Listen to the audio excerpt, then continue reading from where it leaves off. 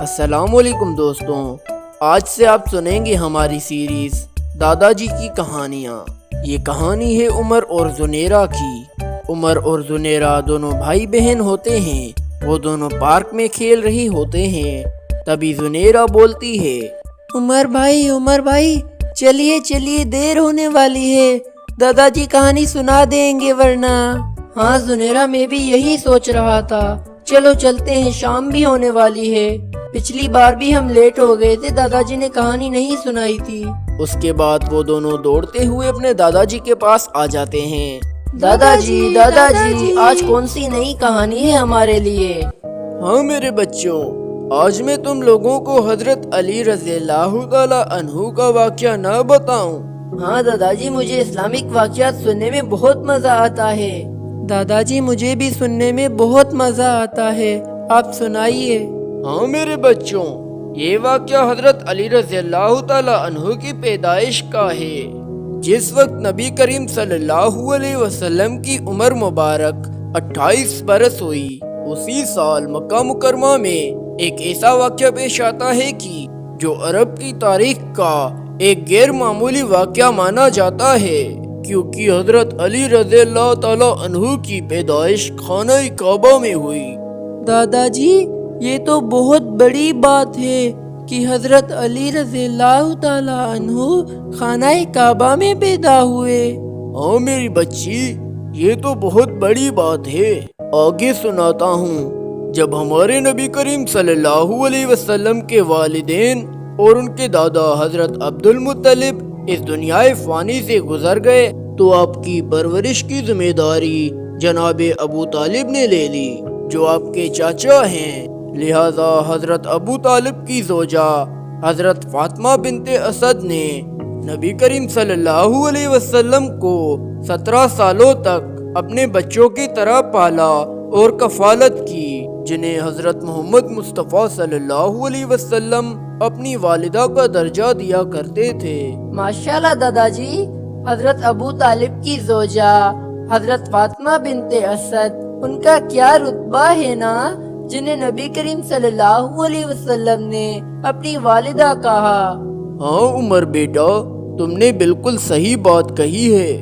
جب حضرت فاطمہ بنت اسد حاملہ ہوئی تو آپ صلی اللہ علیہ وسلم حضرت فاطمہ بنت اسد کے گھر تشریف لاتے، لہذا آپ احترام میں کھڑی ہو جایا کرتی تھیں۔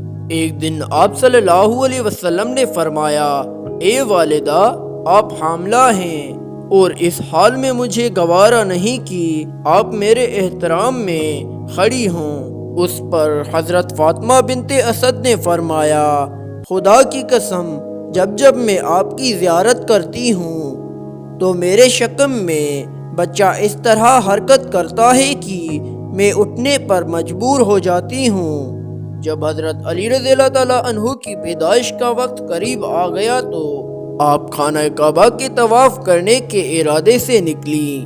جب حضرت فاطمہ بنت اسد طواف کعبہ کر رہی تھیں تو اچانک عین اسی وقت انہیں دردزار شروع ہو گیا۔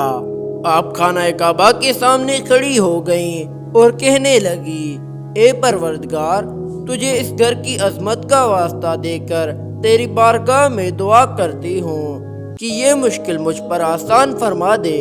تو دادا جی، اس کے بعد کیا ہوا؟ میری بچی صبر رکھو، میں آگے بھی بتا رہا ہوں۔ اس کے بعد اچانک خانہ کعبہ کی ایک جانب کی دیوار میں درار پیدا ہو گئی اور حضرت فاطمہ بنت اسد اس حصے سے خانہ کعبہ کے اندر داخل ہو گئیں۔ لہذا 13 رجب کے دن خانہ کعبہ کے اندر حضرت علی رضی اللہ تعالی عنہ کی پیدائش ہوئی۔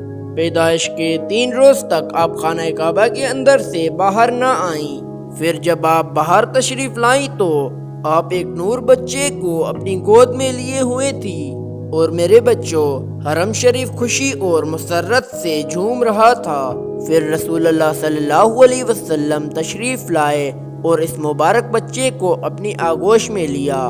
روایتوں کے مطابق پیدائش کے بعد 3 دنوں تک حضرت علی رضی اللہ تعالی عنہ نے اپنی آنکھیں نہیں کھولی، لیکن جیسے ہی رسول اللہ صلی اللہ علیہ وسلم نے انہیں اپنی گود میں لیا آپ نے اپنی چشم مبارک کھول دی اور اس طرح دنیا میں تشریف لانے کے بعد آپ نے سب سے پہلے حضرت محمد مصطفیٰ صلی اللہ علیہ وسلم کا دیدار کیا۔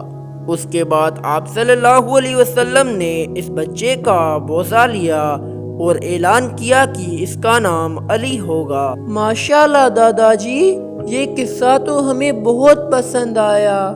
ہاں دادا جی، یہ قصہ تو بہت اچھا تھا۔ آپ اگلی بار ہمیں کون سا قصہ سنانے والے ہیں؟ بچوں، اس قصے کو وائرل ہونے دو، اس کے بعد ہم اور بھی قصے لائیں گے۔ ہاں تو دوستوں، آپ اس قصے کو اتنا وائرل کیجئے تاکہ ہم دوسری دفعہ بھی ایک اور قصہ سن سکیں، اور ایسے ہی قصے دیکھنے کے لیے ہمارے چینل کو سبسکرائب کریں۔